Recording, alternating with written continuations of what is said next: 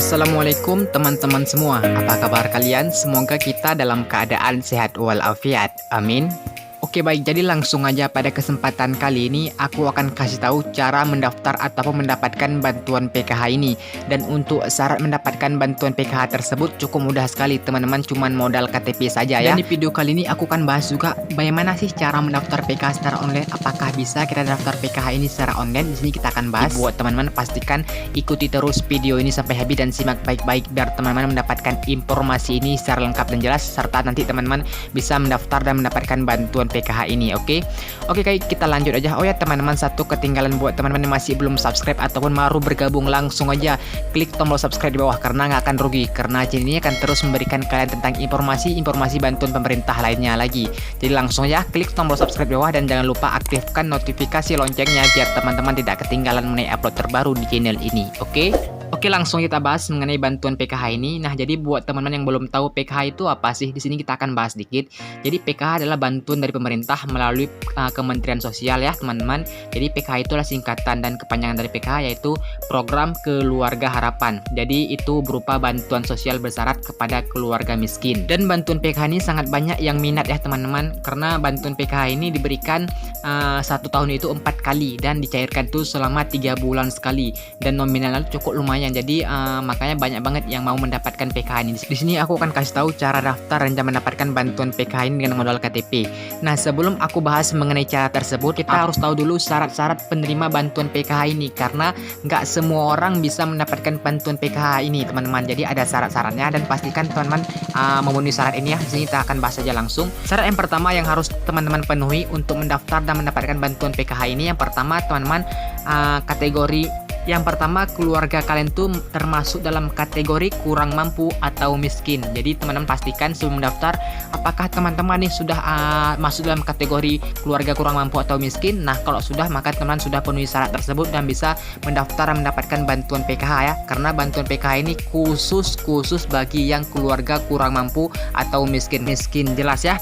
Oke baik teman-teman, kalau emang kalian sudah termasuk dalam kategori keluarga kurang mampu atau miskin, aku langsungnya akan kasih tahu cara daftar atau mendapatkan bantuan PKH ini dengan mudah dan nggak perlu ribet, cuman modal KTP. Sekalian aku akan bahas bisakah kita daftar PKH ini secara online. Nah, kita langsung ya bahas. Nah, di sini kita sudah dengan modal KTP. Di sini kita sudah terhubung ke media ini yang memberitakan tentang cara daftar PKH ini ya, teman-teman. Di sini dengan judul tak perlu ribet cara daftar bantuan PKH, cukup bawa KTP saja. Dan di sini aku akan jelaskan juga bisakah daftar PKH secara online. Kita langsung scroll aja ke bawah biar cepat kita bahas mengenai informasi bantuan PKH ini tentang pendaftarannya ya, teman-teman ya. Oke, kita langsung aja bahas. Di media ini mengatakan dari jurnal Presisi, bantuan sosial program keluarga harapan atau disingkat dengan PKH masih akan terus dikucurkan oleh pemerintah. Selain itu, kabar baik juga datang untuk masyarakat yang belum pernah menerima bantuan PKH. Nah, ini dia ada sebuah kabar gembira bahwasanya buat teman-teman nih yang sebagai keluarga kurang mampu atau miskin tapi sampai sekarang masih belum pernah menerima bantuan PKH, ini ada kabar baik teman-teman. Kita lanjut. Di sini katakan kabar ini disampaikan oleh Menteri Sosial Juliari P. Batubara. Ia menjelaskan bahwa Kementerian Sosial menargetkan peningkatan graduasi terhadap keluarga penerima manfaat program keluarga harapan atau disingkat dengan KPM PKH.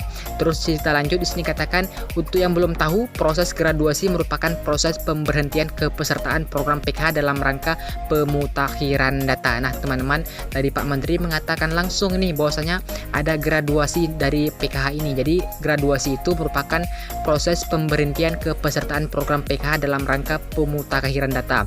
Jadi mungkin di tahun 2021 itu akan ada graduasi, yaitu pemberhentian dari PKH ya, agar kira-kiranya yang jumpa PKH itu akan diganti buat yang masih belum pernah menerima PKH namun termasuk dalam kategori keluarga miskin ataupun kurang mampu. Lebih lanjut kita langsung scroll ke bawahnya biar lebih jelas. Di sini dikatakan lagi, diketahui pada tahun 2020 Kementerian Sosial hanya melakukan graduasi sebesar 10% saja. Rencananya di tahun 2021 Kementerian Sosial akan meningkatkan target graduasi KPM atau PKH menjadi sebesar 30% dari total 10 juta penerima. Jadi jelas ya, ini ada rencana teman-teman kalau tahun 2021 dari Kementerian Sosial akan meningkatkan lagi nih target graduasi ataupun pemberhentian yang sudah mendapat agar secara bergiliran mendapatkan bantuan tersebut tersebut bagi yang masih belum dapat.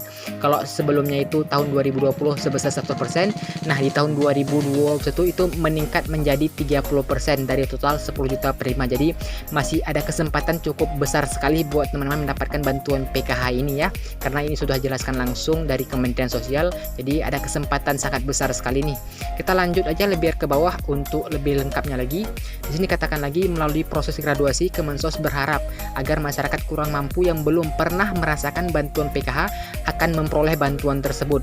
Hal ini karena kota 30% KPM PKH yang dicabut kepesertaannya akan dialihkan kepada keluarga kurang mampu yang belum pernah memperoleh bantuan PKH. Jelas ya teman-teman, ini ada dilakukan proses graduasi dari Kemensos berharap agar masyarakat yang kurang mampu, yang benar-benar kurang mampu atau miskin masih belum merasakan bantuan PKH agar kiranya di tahun 2002 tuh bisa mendapatkan bantuan tersebut dan merasakan bantuan PKH. Dan juga di 2000 itu ini kota cukup besar sekali, yaitu 30% yang akan dicabut kepesertaannya dan akan dialihkan kepada keluarga yang kurang mampu yang masih belum memperoleh bantuan PKH ini. Jelas ya, ada kesempatan sangat besar sekali. Kita lanjut ke halaman selanjutnya. Oke baik, kita lanjut aja biar lebih cepat, kita langsung ke caranya ya. Nah, di sini udah dikatakan jelas lantas bagaimana cara mendaftar bantuan sosial PKH. Nah, di sini udah jelas dikatakan sebelum kita masuk dalam tahapan pendaftaran, alangkah baiknya kita simak dulu nih syarat dan kategori yang ada dalam program Keluarga Harapan ini.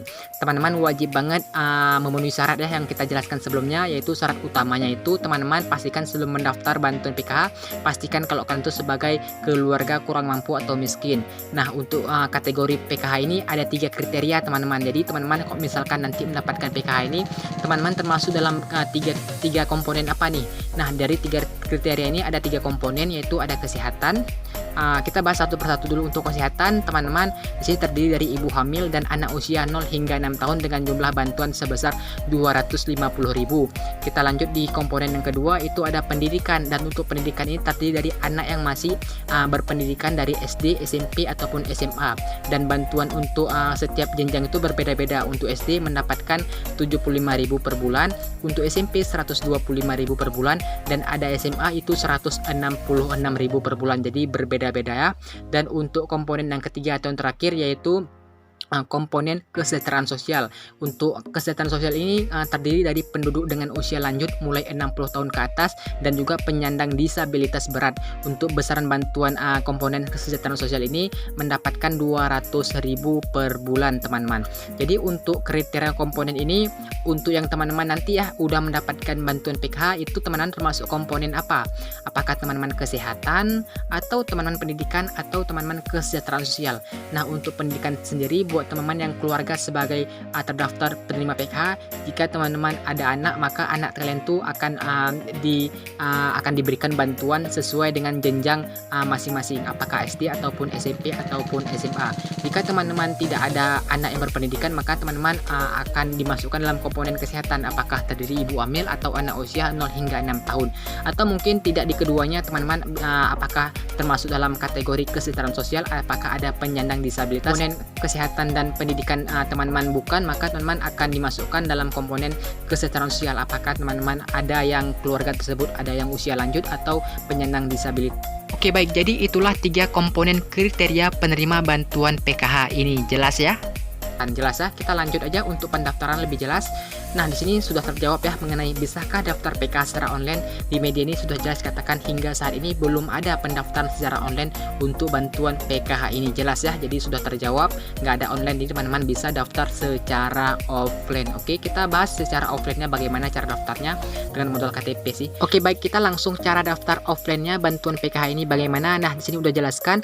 Jadi cara daftar online-nya teman-teman cukup membawa kartu tanda penduduk atau KTP saya dan melapor ke kantor desa atau kelurahan setempat kalian masing-masing. Jelas ya, kalau kalian tuh memang benar-benar sebagai keluarga miskin dan keluarga kurang mampu dan teman-teman belum pernah mendapatkan dan merasakan bantuan dari PKH ini, teman-teman pasti nanti aku yakin dari desa akan membantu agar nama kalian tuh terdaftar sebagai penerima bantuan PKH tahun 2021 ini.